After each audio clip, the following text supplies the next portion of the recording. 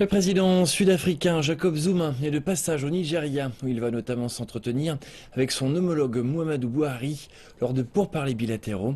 Le président Zuma doit aussi rencontrer des entrepreneurs sud-africains installés au Nigeria.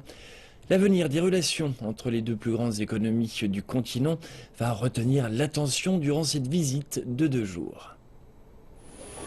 La visite du président Jacob Zuma a débuté aujourd'hui avec une rencontre avec son homologue Muhammadu Buhari. Il s'est d'abord adressé à l'Assemblée nationale et va plus tard rencontrer des entrepreneurs sud-africains installés au Nigeria. Les deux pays tentent de présenter cette visite sous un jour positif, disant qu'ils ont de bonnes relations politiques, économiques et sociales et que le potentiel pour de nouvelles opportunités commerciales est énorme.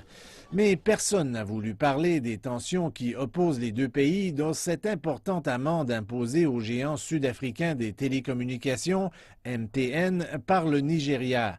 L'entreprise s'est vue imposer une pénalité de 3,9 milliards de dollars au Nigeria en octobre pour avoir laissé en circulation 5,1 millions de cartes SIM qui n'étaient pas enregistrées.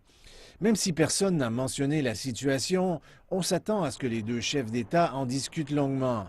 Certains experts estiment que les deux hommes vont notamment tenter de trouver une façon de rééquilibrer le solde des échanges commerciaux entre les deux pays. L'Afrique du Sud fait de bonnes affaires au Nigeria et je ne peux qu'espérer que le Nigeria va prendre sa place et redéfinir ses liens commerciaux, non seulement avec l'Afrique du Sud, mais aussi avec le reste du monde.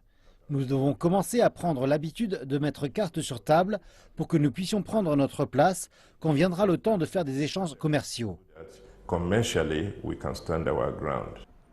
Avec ses 170 millions d'habitants, le Nigeria demeure le plus grand marché pour les biens et les services sud-africains. Environ 120 entreprises sud-africaines font des affaires ici.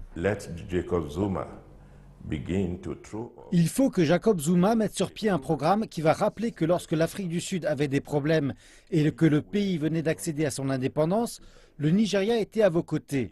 Nous avons fait beaucoup pour nous assurer que vous ayez la liberté. Nous avons beaucoup à gagner de notre prospérité mutuelle.